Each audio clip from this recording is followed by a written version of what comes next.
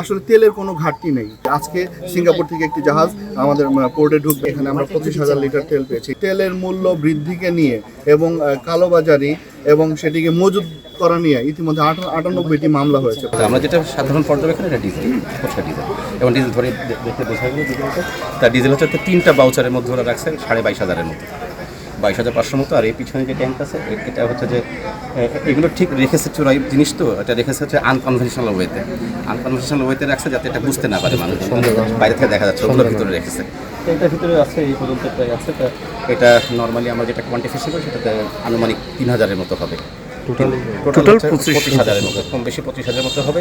এটা রাফলি মানে চোখের পর্যবেক্ষণ যেটা পাওয়া যাচ্ছে সেটা 25,000-এর মতো। এলাকার সূত্রে জানা গেছে নাসির বা আনোয়ার বলে দুজন আছে, তারা এটার মালিক। এই অপরাধীদের ধরার জন্য আমরা তৎপর রয়েছে এবং আমাদের ডিজিএফআই, এনএসআই সহ সকল গোয়েন্দা সংস্থায় কিন্তু কাজ করছে। সেই লক্ষ্যে আপনারা জানেন গত শুক্রবার দিনও আমরা 6,000 লিটার আমরা এভাবে ডিজেল আমরা উদ্ধার করেছিলাম।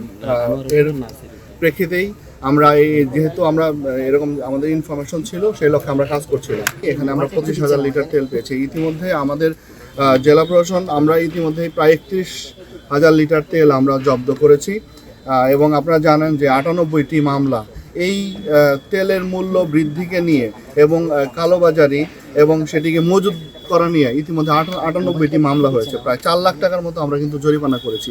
আমাদের আসলে তেলের কোনো ঘাটতি নেই এবং এই মাসেও আমাদের এই 10টি, আজকে সিঙ্গাপুর থেকে একটি জাহাজ আমাদের পোর্টে ঢুকবে, আমি একটু আগে কথা বললাম। এই মাসে 10টি জাহাজ আজকে চট্টগ্রাম বন্দরে আসছে। আজকের এটার মালিকানা যারা আমরা মজুত করছি তাদেরকে আমরা খুঁজে বের করব, কাউকে আমরা পাইনি এবং তাদের বিরুদ্ধে নিয়মিত মামলা হবে। 1974 সালের যে বিশেষ ক্ষমতা আইনে তাদের বিরুদ্ধে মামলা হবে এবং আমরা মামলা হওয়ার পরে তাদের বিরুদ্ধে ব্যবস্থা গ্রহণ করব। যারা তেলের ব্যবসা করে তারাও কেন যেন একটু অধিক পরিমাণে একটু মজুত করে তারা মনে করছে যে এটা আমরা যদি বেশি দিন রাখতে পারি, এরপরে যদি দাম বেড়ে যায় তখন তারা একটা বিজনেস করবে। এই যে একটা অসৎ একটা মেন্টালিটি, এইটা যখন তারা এই অসৎ মেন্টালিটিটা তাদের মাথায় আসে তখনই কিন্তু তারা এই কার্যক্রমগুলো শুরু করেছে।